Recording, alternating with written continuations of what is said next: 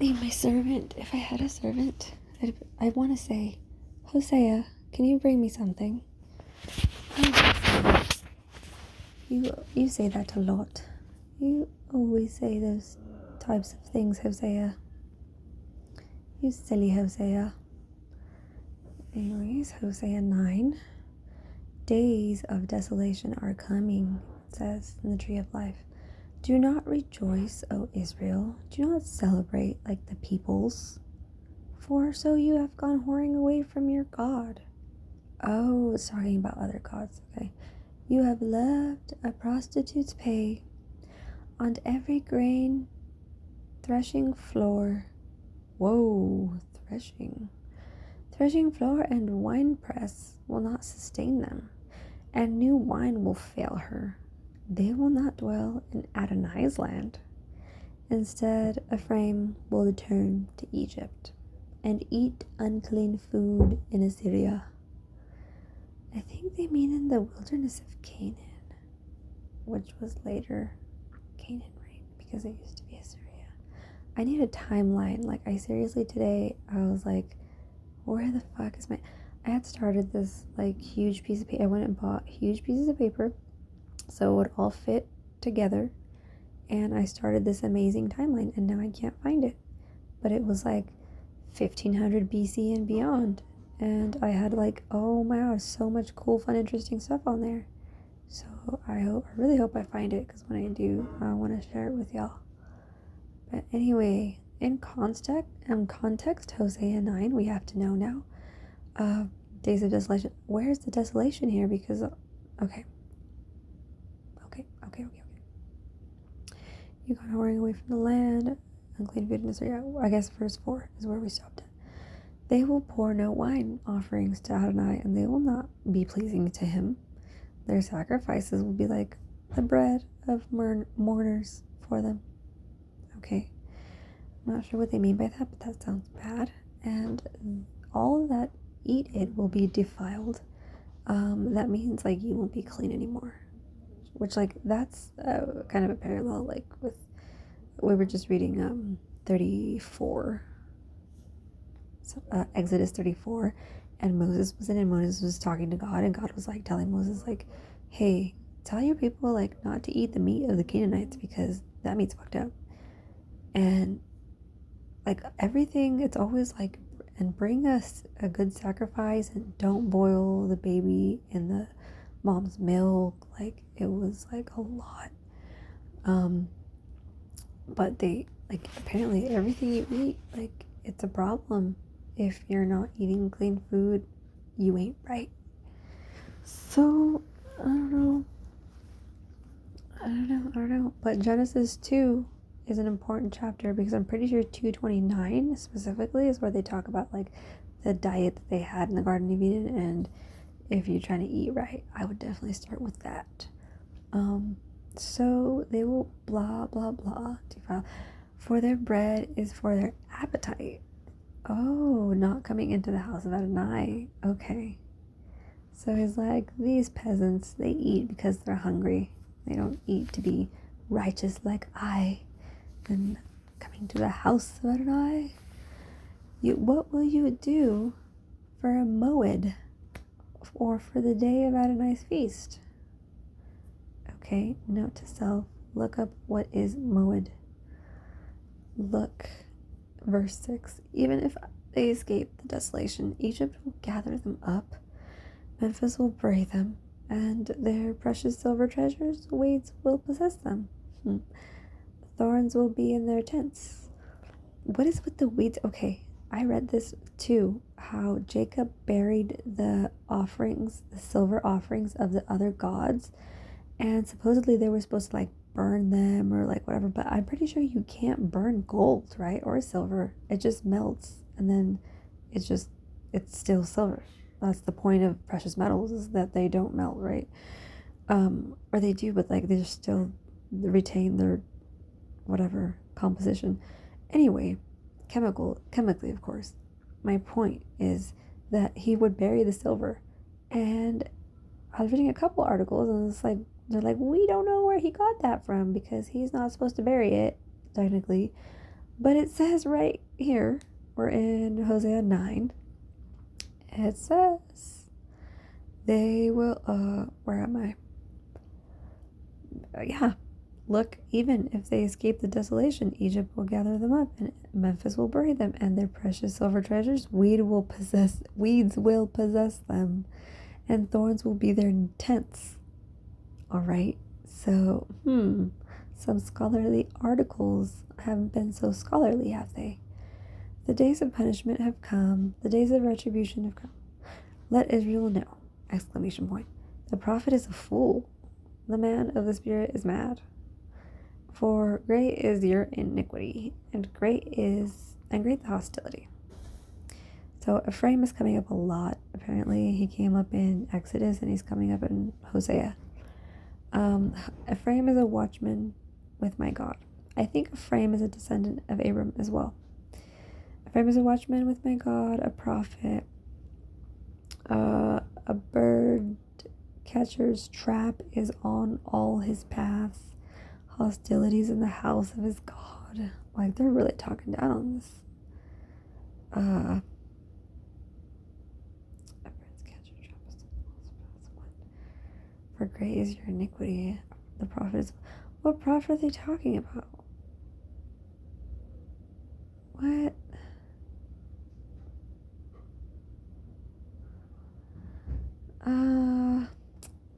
Why am I more confused now? Thorns will be their tents. A day of punishment. The days of punishment have come. Oh, well, that's an interesting line right there. In the same chapter that he mentions the whoring? No, the next chapter. No, same chapter. Chapter 9. Hosea 9. Ah, you have loved. The days of punishment have come. The days of retribution have come. Let Israel know. The prophet is a fool. The man of the spirit is mad. What? For great, we have to look into this. The prophet is a fool. Interesting line. For great is your iniquity and great the hostility. Ephraim is a watchman with my God, a prophet. A bird's catcher's trap is on all his paths. Oh, hostilities in the house of God. They have deeply corrupted themselves, as in the days of Gibeah. I've never heard of Gibeah before.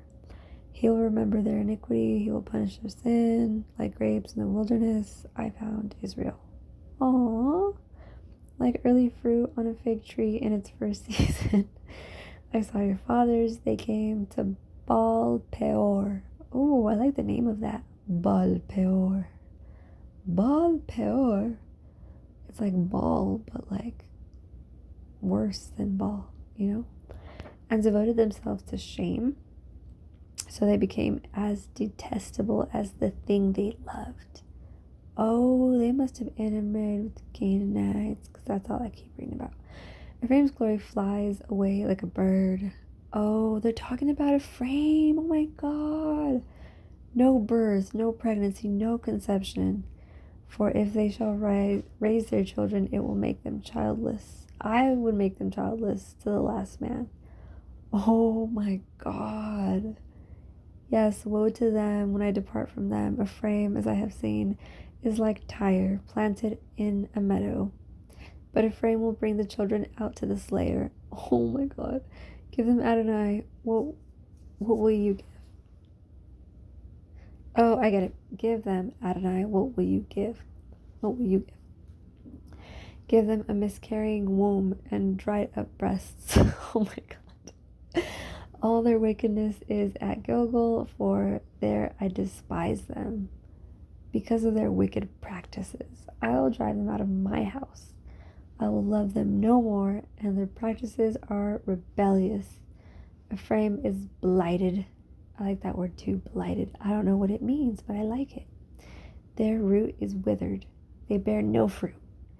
Even if they bring forth children, I will slay the cherished ones in their wombs. Oh my God, they won't even conceive the baby. He's gonna kill them before they're born, dude. I mean, that's not as messed up as waiting till they're born to kill them. My God will cast them off, since they did not listen to him. so they will become wanderers among the nations.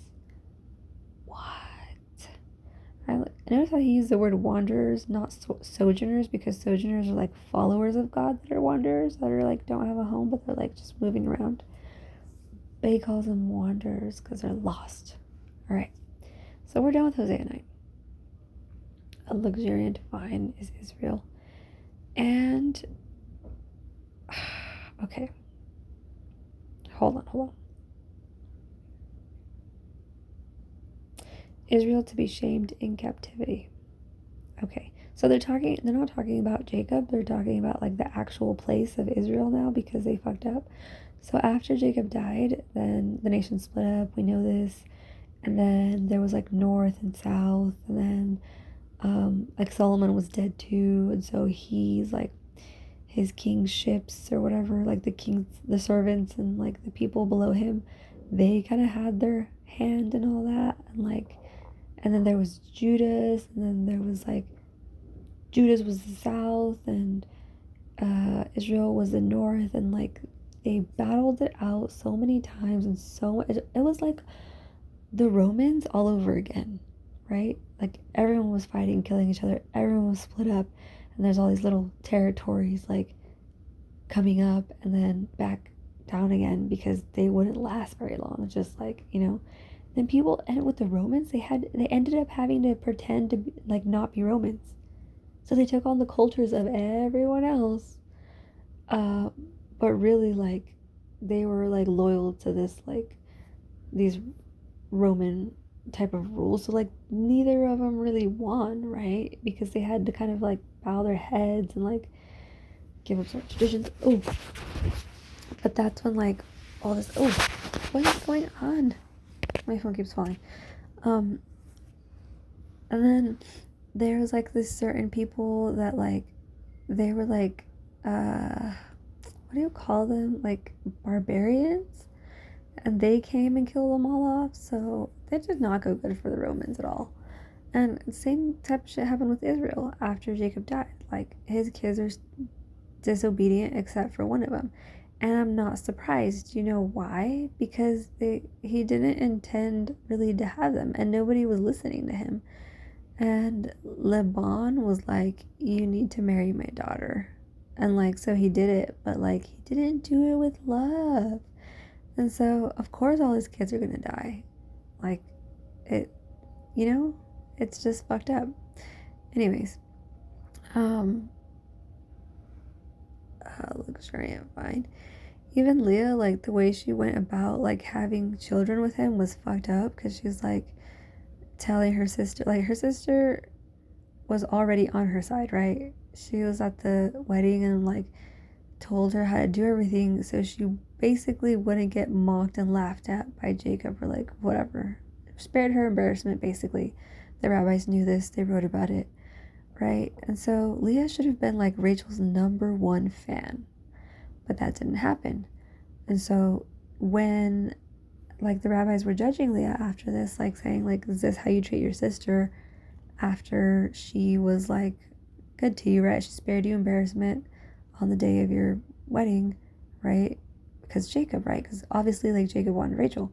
And so everybody was like whatever about it. They didn't like, no one was saying anything.